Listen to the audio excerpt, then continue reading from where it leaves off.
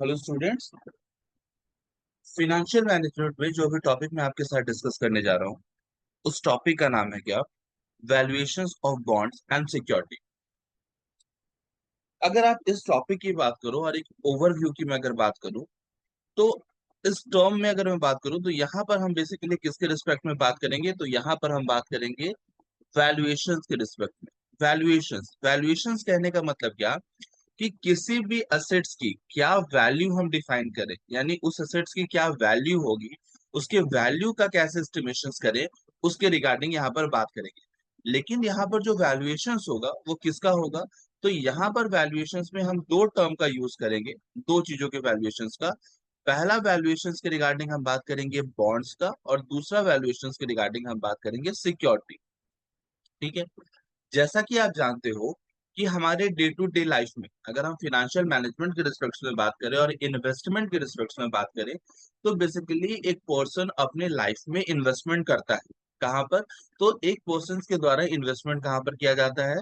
तो सिक्योरिटीज में किया जाता है और बॉन्ड्स में किया जाता है। बेसिकली आपने देखा होगा क्या कि कोई भी पर्सन अपना इन्वेस्टमेंट कहाँ करेगा? सिक्योरिटी में करेगा। फॉर एग्जाम्पल के तौर पर व्यक्ति क्या करेगा कि इन्वेस्टमेंट कर देगा कहाँ पर? इक्विटी शेयर में। व्यक्ति इन्वेस्टमेंट कहाँ पर कर देगा? प्रेफरेंस शेयर में इन्वेस्टमेंट करेगा। तो बेसिकली ये जो इन्वेस्टमेंट ये कर रहा है ये कहाँ पर कर रहा है? सिक्योरिटीज में कर रहा है। आपने देखा होगा क्या कि व्यक्ति इन्वेस्टमेंट कहाँ पर करेगा? बॉन्ड में करता है। लाइक लॉन्ग टर्म बॉन्ड हो गया, शॉर्ट टर्म बॉन्ड हो गया, जीरो कूपन बॉन्ड हो गया। बेसिकली यहाँ यहाँ पर बेसिकली एक व्यक्ति के द्वारा इन्वेस्टमेंट किया जाता है। तो at the time of investment हम किस तरीके से उस बॉन्ड्स या सिक्योरिटी का वैल्यूएशन करें, इसके रिगार्डिंग हम बात करेंगे इस टॉपिक में, और टॉपिक का नाम होगा क्या? Valuation of bond and securities. तो सबसे पहले हम बात करते हैं क्या वैल्यूएशन ऑफ बॉन्ड क्या होता है। वैल्यूएशन ऑफ बॉन्ड को समझने के लिए आपको समझना होगा क्या कि बॉन्ड क्या होता है। तो कहता है क्या, अ बॉन्ड और debenture is a long term डेब्ट इंस्ट्रूमेंट और सिक्योरिटी। अगर आप बात करते हो बॉन्ड की, तो बॉन्ड कहो या फिर डिबेंचर कहो, ये क्या है? बेसिकली एक लॉन्ग टर्म डेब्ट इंस्ट्रूमेंट है। लॉन्ग टर्म डेब्ट इंस्ट्रूमेंट कहने का मतलब क्या? एक ऐसा इंस्ट्रूमेंट जिसके तहत व्यक्ति क्या करता है? लॉन्ग टर्म डेब्ट लेता है। फॉर एग्जाम्पल के तौर पर समझो कि मान लो कंपनी को रिक्वायरमेंट है फाइनेंस की। ठीक है, कंपनी को रिक्वायरमेंट है किसकी? मनी की। अब कंपनी मार्केट से पैसा लेना चाहती है। कहाँ कहाँ से पैसा ले सकती है? तो मार्केट से कंपनी इक्विटी के तौर पर पैसा ले सकती है, कंपनी प्रेफरेंस के तौर पर पैसा लेती है। लेकिन कंपनी को लगता है कि नहीं, हमें इक्विटी और प्रेफरेंस शेयर्स को मार्केट में इशू नहीं करना है। क्यों? क्योंकि अगर कंपनी मार्केट में इक्विटी को इशू कर रही है तो कंपनी उसको क्या दे रही है? जो व्यक्ति इक्विटी परचेज कर रहा है उसको अपना पार्टनर बना रही है। क्योंकि आपको पता है कि इक्विटी परचेज करने पर वोटिंग राइट मिलता है। और अगर प्रेफरेंस भी दे रही है तो प्रेफरेंस शेयर होल्डर बना रही है उसको। और जब प्रेफरेंस शेयर होल्डर बनाएगी तो उसको दो राइट्स देना पड़ेगा। तो कंपनी यहाँ पर क्या चाहती है कि उसके पास पैसा भी आ जाए, लेकिन कंपनी को क्या करना पड़े? उसके बदले में कोई उसे राइट्स ना देना पड़े, कोई तरीका का ड्यूटी, कोई तरीका का बेसिकली राइट्स ना देना पड़े। तो इस कंडीशंस में कंपनी क्या करती है? मार्केट में इशू करती है डेब्ट्स। ठीक है। डेब्ट्स कहने का मतलब क्या कि बेसिकली मार्केट में कंपनी एक लोन के तौर पर बेसिकली पब्लिक से कहती है कि I have an requirement of a loan. तो कंपनी को क्या करे? जनरल पब्लिक लोन दे, और जो जनरल पब्लिक उसको लोन देती है दैट इज कंसिडर्ड डेब्ट। On the basis of this डेब्ट जनरल पब्लिक को bank general general basically public को कंपनीज क्या करती है? इंटरेस्ट वगैरह का पेमेंट करती है। तो इसी तरीके से ये डेब्ट कहलाता है। तो डेवेंचर या बॉन्ड की बात करो तो एक तरीका का ये लॉन्ग टर्म डेब्ट इंस्ट्रूमेंट है जो कि मार्केट में कंपनी के द्वारा इशू किया जाएगा for the rising of firm. कहता है क्या, it is mainly issued by the business enterprises और गवर्नमेंट एजेंसीज। देखो कह रहा है क्या कि किसके द्वारा इशू किया जाएगा? आइदर बिजनेस इंटरप्राइजेस हो या फिर गवर्नमेंट एजेंसीज हो, ये दोनों ही इसको क्या कर सकती है? इशू करती है मार्केट में। और पर्पस क्या होता है? To raise long term capital, basically capital raise करने के लिए इसको इशू किया जाता है।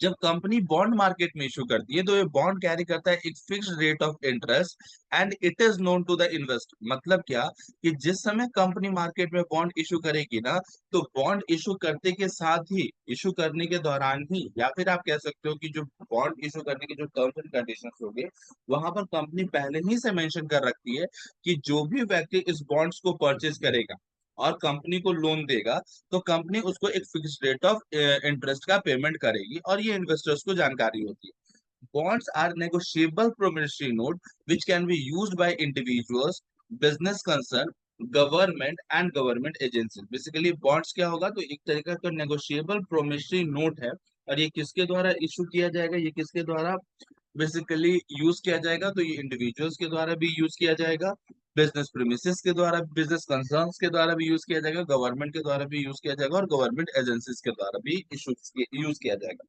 तो इन नटशेल में अगर मैं बात करूं कि बॉन्ड्स क्या है, तो एक तरीका का लॉन्ग टर्म डेब्ट है जो कि इंटरप्राइजेस के द्वारा इशू किया जाएगा, गवर्नमेंट एजेंसीज के द्वारा इशू किया जाएगा for the purpose of rising long term loan.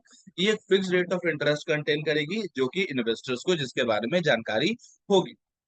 जब आप बॉन्ड की बात करते हो तो आपको पता है क्या कि बॉन्ड जब कंपनी इशू करती है, फॉर एग्जाम्पल के तौर पर समझो कि मान लो कंपनी ने क्या किया, मार्केट से लोन लिया। ठीक है, कंपनी ने मार्केट से लोन लिया, तो कंपनी ने जिस व्यक्ति से लोन लिया उसको कंपनी क्या कर रही है, इंटरेस्ट का पेमेंट कर रही है। लेकिन after certain period of time company को क्या करना होगा, उस लोन का पेमेंट भी करना होगा ना। तो सेम कंडीशंस बॉन्ड के साथ भी होता है कि बॉन्ड जो होता है वो इशूड किया जाता है for a specific period of time, और after a specific period of time इस बॉन्ड्स को क्या किया जाएगा, रिडीम कर दिया जाएगा। ठीक है, जिस वैल्यू पे बॉन्ड को इशूड किया जाता है वो वैल्यू क्या कहलाता है, फेस वैल्यू कहलाता है, और उसी को हम लोग क्या कहते हैं, पार वैल्यू भी कहते हैं। ठीक है, और जब बॉन्ड इशू होगा तो ये बेसिकली इंटरेस्ट रेट को कवर करेगा, इंटरेस्ट रेट को कैरी करेगा, जिसको कि हम लोग कूपन रेट कहते हैं। ध्यान रखना कि कूपन रेट क्या होता है, तो coupon rate basically interest rate होता है जो कि बॉन्ड क्या करेगा, कैरी करेगा। ठीक है, जिस पीरियड को बॉन्ड इशू किया जाएगा और after a certain period of time जब बॉन्ड को रिडीम किया जाएगा, तो the specific period of time जहां पर बॉन्ड को रिडीम किया जाएगा that period is considered maturity period.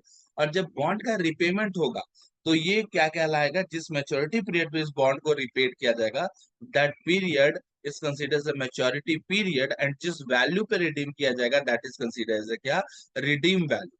अब ये रिडीम वैल्यू तीन तरीके का हो सकता है, it can be par, it can be premium, और it can be at discount. जब आप बॉन्ड का वैल्यूएशन करते हो तो बेसिकली बॉन्ड के वैल्यूएशन के लिए आपको फॉर्मूला यूज करना होता है, that is interest one divided by one plus rate का power one plus interest two divided by one plus rate का पावर टू। और ये कब तक जाएगा, तो जब तक उसका टर्मिनेशन वैल्यू नहीं आता। टर्मिनेशन वैल्यू कहने का मतलब रिडीमेबल वैल्यू। आप इस फॉर्मूला से क्या जान सकते हो, तो बेसिकली आप जब इस फॉर्मूला का यूज करते हो तो कहता है क्या कि इस फॉर्मूला की मदद से आप ये जान पाओगे कि अगर बॉन्ड वैल्यू है इक्वल टू पार वैल्यू, मतलब क्या कि देखो क्या कह रहा है क्या कि when the required rate of return is equal to the coupon rate, मतलब क्या कि आपने जितना रिटर्न एक्सपेक्ट किया था वो कूपन रेट के बराबर है। मतलब आपका बॉन्ड का कैसा वैल्यू है, पार वैल्यू है। मतलब क्या कि बॉन्ड को आप सेल किस पर करना पड़ेगा आपको, पार वैल्यू पर। अगर रिक्वायर्ड रेट ऑफ रिटर्न ज्यादा है देन द कूपन रेट से, तो बॉन्ड का वैल्यू क्या होगा, लेस देन पार वैल्यू माना जाएगा। मतलब क्या कि आपको बॉन्ड को किस पर सेल आउट करना पड़ेगा, डिस्काउंट पे। लेकिन वही आपका required rate of return less then coupon rate होगा, इस केस में यह माना जाएगा कि बॉन्ड का वैल्यूएशन जो होता है वो पार वैल्यू से ज्यादा है, और आपको इसको रिडीम करना पड़ेगा किस पर, प्रीमियम वैल्यू पे। तो ये ध्यान रखना क्या कि तीन कंडीशंस होते हैं वैल्यूएशन ऑफ बॉन्ड के।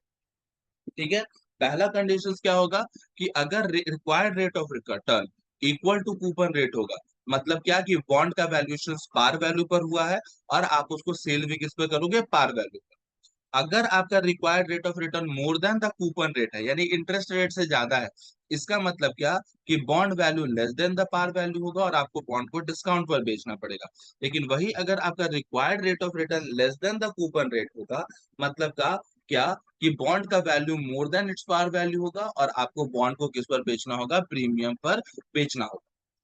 क्लियर है, तो वैल्यूएशन ऑफ बॉन्ड आपका क्लियर हो गया कि तीन तरीके से वॉल्यूशन होगा, पार, प्रीमियम और डिस्काउंट।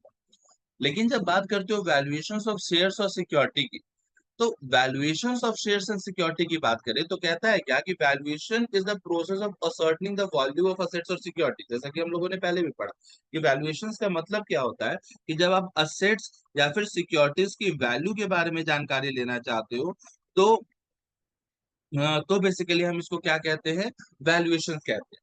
लेकिन जब आप शेयर्स और सिक्योरिटीज का वैल्यूएशन की बात करते हो, तो शेयर्स और सिक्योरिटीज की वैल्यू आप किस बेसिस पर डिटरमाइन करते हो? तो it can be determined on the intrinsic value. ठीक है, इंट्रिंसिक वैल्यू पर डिटरमाइन किया जाता है। अब ये इंट्रिंसिक वैल्यू क्या होता है? तो इंट्रिंसिक वैल्यू की अगर मैं बात करूं तो कहता है क्या, intrinsic value refers to that value on which the security investment decisions is taken on total assets. मतलब क्या, कि टोटल असेट्स के आधार पर जब आप सिक्योरिटी इन्वेस्टमेंट डिसीजंस टेकन करोगे ना, तो that is considered invest intrinsic value. ठीक है, बेसिकली ये ऐसा वैल्यू होता है जहां पर ये देखते हो क्या, कि आपको सिक्योरिटी को कब बाई करना चाहिए, कब सिक्योरिटी को सेल करना चाहिए, और कब आपको कोई भी तरीका का ट्रांजेक्शन्स नहीं करना चाहिए। मतलब क्या, कि valuations of bonds, valuations of shares और सिक्योरिटी की बात करोगे तो it can be done on the basis of क्या, इंट्रिंसिक वैल्यू। ठीक है, वैल्यूएशंस ऑफ शेयर्स की अगर बात करो तो वैल्यूएशंस ऑफ शेयर्स बेसिकली दो चीजों को इंक्लूड करेगा, valuations of equity share along with the valuations of preference share, क्योंकि शेयर्स दो चीजों को इंक्लूड करेगा, इक्विटी को भी और प्रेफरेंस को भी। जब आप इक्विटी शेयर्स का वैल्यूएशंस करते हो तो क्या एजम्पशंस लिया जाता है, इस बात को ध्यान रखना कि कौन कौन से एजम्पशंस लिए जाएंगे इक्विटी शेयर्स के वैल्यूएशंस पर। तो पहला वैल्यूएशंस में एजम्पशन ये लिया जाएगा कि equity share are not redeemable. ठीक ठीक है, इक्विटी शेयर्स को रिडीम नहीं किया जा सकता। आपको भी पता है कि इक्विटी शेयर जब कंपनी मार्केट में इशू करती है तो ये रिडीम नहीं होता। क्यों? क्योंकि इक्विटी शेयर्स को रिडीम नहीं किया जा सकता, ये कंपनी के बंद होने के साथ ही खत्म हो सकती है। दूसरा, इक्विटी शेयर्स का कोई भी प्रिस्क्राइब रिडम्पशन या फिर लिक्विडेशन वैल्यू नहीं हो। जैसा कि आपको पता है कि अगर आपने इक्विटी शेयर परचेस किया, तो इक्विटी शेयर्स परचेस करने पर जब अगर मान लो कंपनी बंद हो रही है, तो आपको इक्विटी शेयर्स के बदले में कितना अमाउंट मिलेगा? तो हो सकता है कि आपने 100 रुपए का इक्विटी शेयर खरीदा है फॉर एग्जाम्पल के तौर पर, तो हो सकता है कि at the time of the liquidation of company, अगर कंपनी का पोजीशन बहुत अच्छा हो, तो आपको 100 रुपए के बदले में 300 रुपए मिल जाए। लेकिन यह भी हो सकता है कि अगर कंपनी लिक्विडेट हो रही है और लिक्विडेशन उसके इंसॉल्वेंसी के कारण हो रही है और कंपनी का कंडीशन अच्छा नहीं है, तो उस केस में यह भी हो सकता है कि 100 रुपए के बदले में आपको 20 रुपए मिले। इट मीन्स क्या, कि इक्विटी शेयर्स का कोई भी प्रिस्क्राइब रिडम्पशन वैल्यू नहीं होता है। तीसरा, dividend on equity share is not compulsory. आपको यह भी पता है कि dividend on equity share compulsory नहीं होता है। क्यों? क्योंकि यहाँ पर कोई भी रिटर्न ऑफ डिविडेंड की गारंटी नहीं होती। इन तीनों चीजों पर आधार पर वैल्यूएशन होता है इक्विटी शेयर्स का। लेकिन जब आप बात करते हो कि शेयर्स के वैल्यूएशन में, तो कौन कौन से फैक्टर इन्फ्लुएंस करते हैं? सबसे पहला, earning capacity of the assets. आपके असेट्स की क्या अर्निंग कैपेसिटी है, उसके बेसिस पर आप वैल्यूएशन होगा। दूसरा, रिटर्न ऑफ इन्वेस्टमेंट। आपका असेट से कितना इन्वेस्टमेंट आपका मिल रहा है। प्रॉफिट आफ्टर टैक्स, टैक्स वगैरह घटाने के बाद आपकी प्रॉफिट क्या बनती है। Profit available to equity share holder, इसका बहुत इंपॉर्टेंट रोल होता है। अगर इक्विटी शेयर्स के लिए large amount of profit available है, मतलब क्या, कि आपका फर्म का कंडीशन कैसा है, लिक्विड कंडीशंस, और फर्म ग्रोथ कर रही है, फर्म अच्छा कंडीशंस में। बेसिकली यहाँ पर अगर इन्वेस्टमेंट होगा, तो आपको क्या करना पड़ेगा, इन्वेस्टमेंट होगा मतलब लोग यहाँ पर आपके शेयर्स को परचेस करना चाहेंगे, क्योंकि प्रॉफिट अवेलेबल है इक्विटी शेयर होल्डर के लिए, तो आपका शेयर्स का वैल्यू हाई हो सकता है। अर्निंग पर शेयर, आपके शेयर्स पर क्या अर्निंग आ रही है, डिविडेंड कितना आप दे रहे हो, पॉलिटिकल और सोशल इन्वायरमेंट कैसा है, इंटरनल पॉलिटिकल इन्वायरमेंट कैसा है, और economic conditions of the country कैसी है। इन सारे फैक्टर्स पर आपका क्या होगा, वैल्यूएशन ऑफ शेयर। जब बात करते हो वैल्यूएशन ऑफ शेयर्स, तो किस तरीके से यहाँ पर आप मेथड क्या क्या यूज करोगे वैल्यूएशन ऑफ शेयर्स का? यहाँ पर बेसिकली तीन मेथड यूज होते हैं। पहला मेथड यूज होगा नेट असेट्स मेथड, दूसरा होता है मार्केट वैल्यू मेथड, तीसरा होता है अर्निंग कैपेसिटी मेथड। देखो क्या कहता है नेट असेट्स मेथड, कहता है क्या, under this method the net value of the assets of the company is divided by the number of shares to arrive at the value of its shares. मतलब क्या, कि जब आप नेट असेट्स मेथड यूज करोगे, तो कहता है क्या, कि आपके कंपनी का जो नेट वैल्यू ऑफ असेट्स होगा, total assets minus total liability, यानी बेसिकली जो आपका नेट वोथ हुआ ना, net value of the assets, उसको आपको डिवाइड करना होगा नंबर ऑफ शेयर से जो कि आप इशू कर रहे हो। ठीक है, जब आप उसको डिवाइड करोगे, तब आप बेसिस पर क्या कर पाओगे, अपने असेट्स का वैल्यूएशन कर पाओगे। For the determination of net value of assets, it is necessary to estimate the worth of the assets and liability. The goodwill as well as non-trading assets should be included in. Total assets, ठीक है। यानी आपका जो भी net assets होगा उससे आप क्या करोगे, जब नंबर ऑफ इक्विटी शेयर से डिवाइड कर दोगे आपको पता चल जाएगा आपका शेयर्स का वैल्यू क्या है। मार्केट वैल्यू पर अगर आपको वैल्यूएशंस करना होगा तो मार्केट वैल्यू शेयर्स जो होगा वो बेसिकली डिनोटेड किया जाता है यील्ड के द्वारा। यहाँ पर आप किस तरीके से डिफाइन करोगे, तो आपको क्या करना होगा, रेट ऑफ रिटर्न और rate of dividend per basically यहाँ पर आप क्या करोगे, डिसाइड करोगे।